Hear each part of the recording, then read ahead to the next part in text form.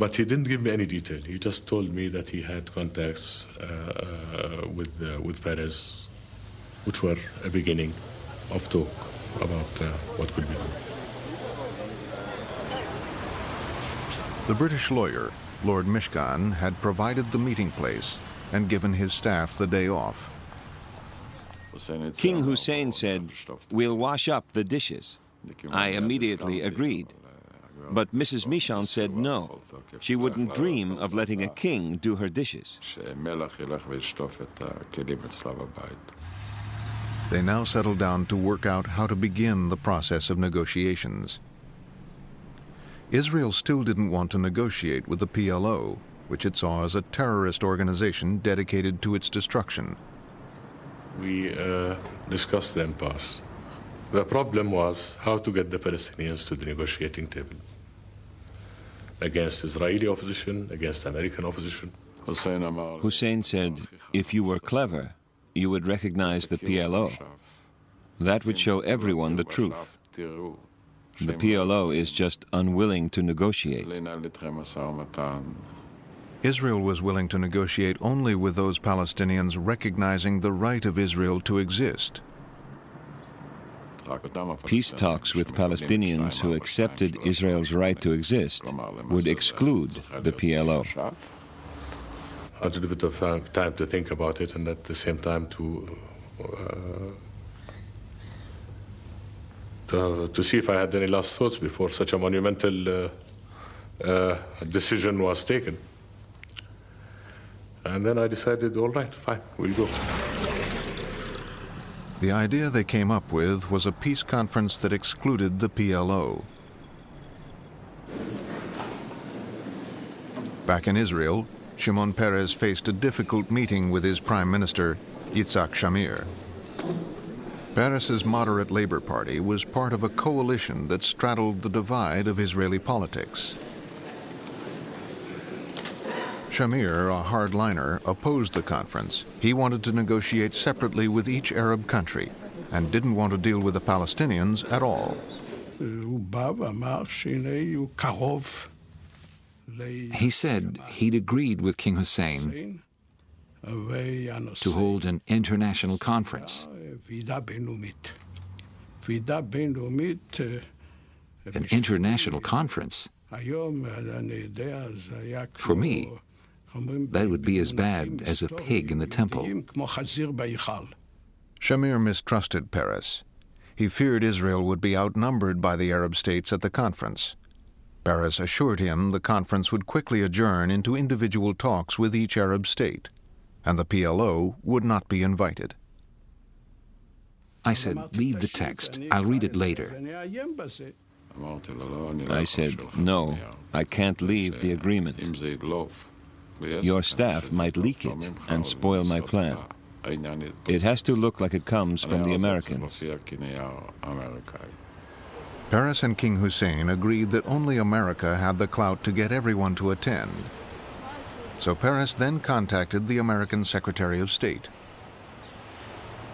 What he proposed now was that I take this on board as my proposal and then present it to the Israeli government. I saw danger, even in a visit from Schultz. I decided to send an envoy to America. I sent our former ambassador. And I told Schultz very plainly that the subject of the international conference was a subject of divided opinion in Israel, mainly between the Likud and the Labour Party, and that if he were to come to Israel to provide his support for the agreement that Peres had arrived at, he would be entering Israeli domestic politics. And he said, I'm not going to make the trip. Trying to keep the process going, Peres persuaded Shamir to meet with Jordan's King Hussein. The king invited Shamir to his house in London. Hussein explained that he could represent the Palestinians. The king was very critical of the Americans. He said, They made promises they didn't honor. They promised Jordan would get back the land Israel had occupied. But this hasn't happened. I thought to myself, I'm responsible for that. He was very blunt. There was not very much room for putting any of the ideas or hopes or aspirations that I had in mind. I refused point blank to discuss an international conference. So there wasn't much that we could really speak about or agree about. The next morning, I flew back to Jerusalem. None of my colleagues knew where I'd been or who I'd been meeting. We got a report from that meeting from Shamir, who was very happy about it. The king was so courteous. He served a kosher meal. He listened to me, and he was warm and so on.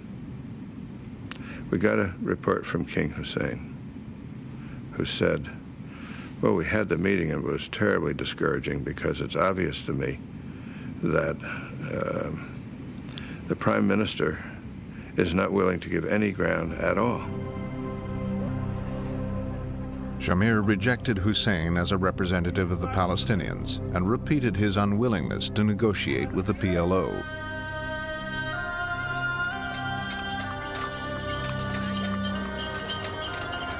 Meanwhile, the Palestinians, squeezed into the Gaza Strip for the last 20 years under Israeli rule, grew increasingly frustrated.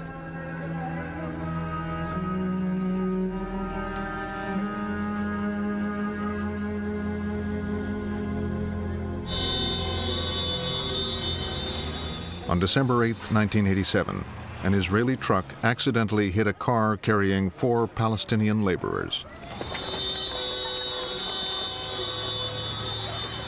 All the people in the car were killed. We thought this was no accident. It was done on purpose by the Israelis. Angry crowds soon gathered. An 18-year-old Palestinian threw a stone at some Israeli soldiers. When they fired back, the boy was killed.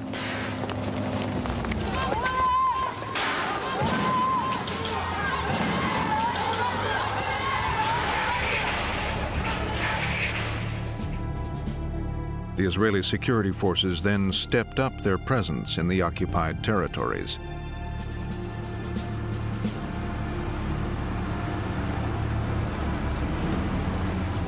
A group of young activists seized the opportunity to prepare a leaflet calling for an uprising.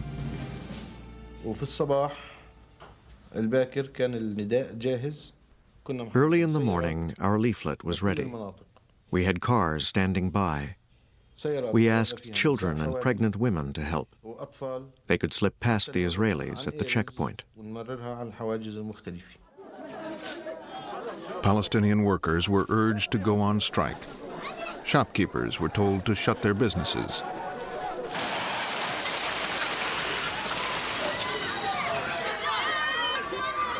The Intifada had begun.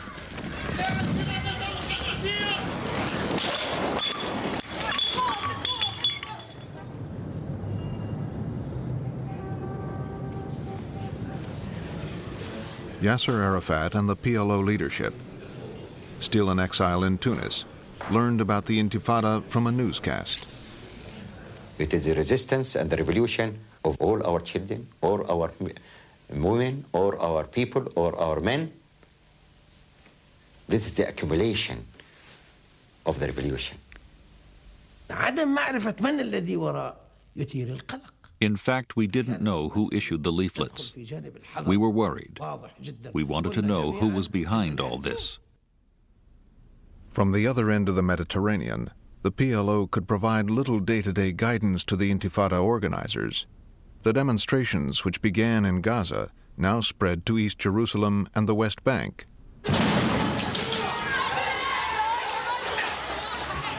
The Palestinian flag, an illegal symbol under Israeli rule, began to appear all over the occupied territories.